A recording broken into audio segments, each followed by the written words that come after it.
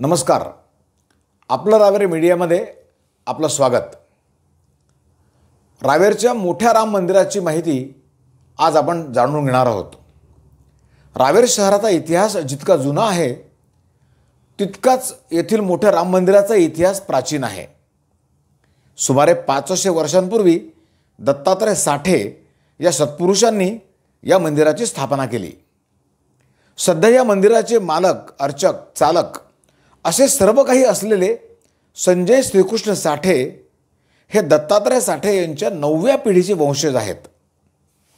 हे मंदिर स्थापन झाल्यावर या भागात कर्तृत्ववान, दानशूर आणि धर्मपरायण राज्यकर्ती म्हणून ओळख असलेल्या इंदोरच्या अहिल्याबाई होळकर आल्या होत्या. त्यांनी या मंदिराच्या दिवाबत्तीसाठी 81 रुपयांचे वर्षासन त्यावेळेला दिले होते.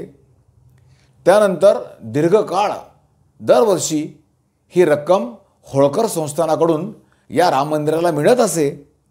सन 2001 पर्यंत हे वर्षासन नियमितपणे मिळत होते. या मंदिराजवळच जिवंत पाण्याचे झरे होते. येथून वाहणाऱ्या पाण्याचा उपयोग पिण्यासाठी, धुणी भांडी करण्यासाठी आणि आंघोळीसाठीही होई.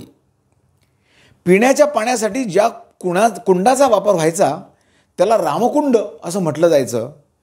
तर त्याच्या खाली असलेल्या धुणी भांडी करण्यासाठी, आंघोळीसाठी आणि स्नानासाठी ज्या कुंडातील पाण्याचा वापर व्हायचा त्याला केशवकुंड असं म्हटलं जायचं.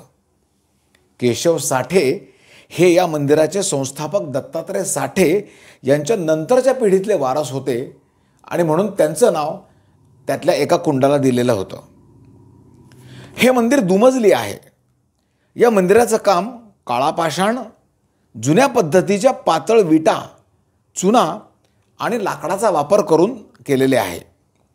मंदिराचे सभागृह सुमारे 40 बाय 40 फूट इतके रुंद आणि भव्य आहे. मंदिरात राम, लक्ष्मण, सीता यांच्या शुभ्र संगमरवरी 2-2.25 फूट उंचीच्या सुबक मूर्त्या आहेत. नमस्कार, माझं नाव संजय श्रीकृष्ण साठे. मी मोठ्या राम मंदिराचा 9व्या पिढीचा पूजक, अर्चक, वहिवाटदार आहे. हे एक पुरातन मंदिर असून साधारण अंदाजे 500 वर्षापूर्वीचं जुनं आहे. आम्ही रामदासी संप्रदायाप्रमाणे या मंदिराची पूजा अर्चा जे काही आहे ते आम्ही त्या पद्धतीने करत असतो. सकाळी पूजा अर्चा असते, दुपारी नैवेद्य आरती असते, संध्याकाळी आरती आणि शेज घातली जाते देवाची. अशा पद्धतीने रोजचे कार्यक्रम होतात. त्याच्यानंतर इथे नवरात्र होतं देवीचं आश्विन महिन्यात, आश्विन प्रतिपदा ते दशमी, दसऱ्यापर्यंत. तसंच रामनवमीचं नवरात्र असतं, गुढीपाडवा ते रामनवमीचा दुसरा दिवस म्हणजे दशमी, असं 10 दिवसाचं असतं. त्याच्यानंतर हनुमान जयंतीचा उत्सव असतो. असा एकूण 15 दिवसाचा हा रामनवमीचा उत्सवाचा कार्यक्रम असतो. आता 500 वर्षानंतर अयोध्येच्या राम मंदिरात जसे रामलला विराजमान होणार आहे, तिथे जसे कार्यक्रम होणार आहे तसंच इथे प्रत्येक मंदिरात आम्ही रामललाच्या आगमनाप्रित्यर्थ, त्यांच्या नवीन महालात जाण्याच्या प्रित्यर्थ इथे दिवसभर कार्यक्रम ठेवलेले आहे. सुंदरकांड होईल, रामायण होईल, मनाचे श्लोक वाचले जातील, आरती होईल, भजन, पूजन, दिवसभर सर्व कार्यक्रम व्यवस्थितरित्या पार पडले जातील. प्रत्येक गावात, प्रत्येक मंदिरात हे कार्यक्रम आयोजित केलेले आहे.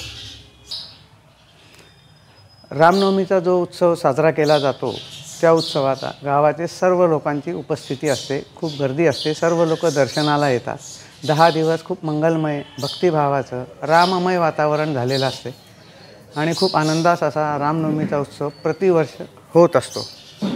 तसंच रामलला आता 22 तारखेला अयोध्येत येणार आहे, त्यामुळे इथेही तो कार्यक्रम 22 तारखेच्या दिवशी पूर्ण ठेवलेले आहेत. गावातले सर्व लोक त्या दिवशी प्रत्येक मंदिरात, या गावात 3 राम मंदिर आहेत, तर प्रत्येक राम मंदिरात जाऊन, प्रत्येक राम मंदिरात कार्यक्रम ठेवलेले आहेत, तिथे जाऊन रामललाचं दर्शन घेतील. आणि रोज ज्यांची श्रद्धा आहे ते रोज दर्शनाला येत असतात.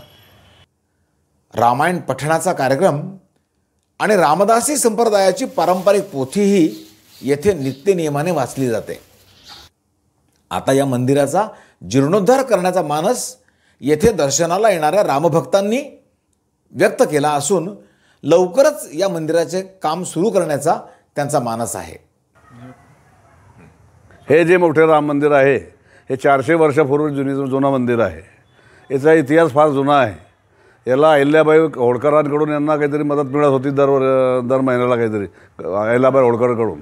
आणि आता आमचाही मानस या मंदिराचा जीर्णोद्धार करायचा आमचा विचार आहे. याचा जीर्णोद्धार आम्ही सर्व मिळून रावेरवासी मिळून या मंदिराचा जीर्णोद्धार करणार आहेत. आणि हे मंदिर खूप नवसाला पावणारं मंदिर आहे. तर रावेरकरांच्या व रावेर परिसरातल्या खूप श्रद्धा या मंदिराशी जुळलेल्या आहेत. आजही या मंदिरात श्रीरामांच्या दर्शनासाठी भाविकांची गर्दी होते. भक्तीने आणि श्रद्धेने भाविक दर्शनासाठी इथे येत असतात. एकेकाळी या राम मंदिराचं वैभव आजही अनेकांच्या स्मरणात आहे. येथे असलेलं रामकुंड आणि केशवकुंड या ठिकाणून वाहणारे झरे भक्तांच्या स्मरणामध्ये आहेत. आज जरी हे झरे आटलेले असले तरी याचे अवशेष आजही आपल्याला या ठिकाणी बघायला मिळतात. या राम मंदिराचा जीर्णोद्धार करावा अशी काही भाविकांची इच्छा आहे. तसा मनोदय त्यांनी व्यक्त केला आहे. लवकरच जीर्णोद्धाराचं काम सुरू होईल अशी अपेक्षा आहे.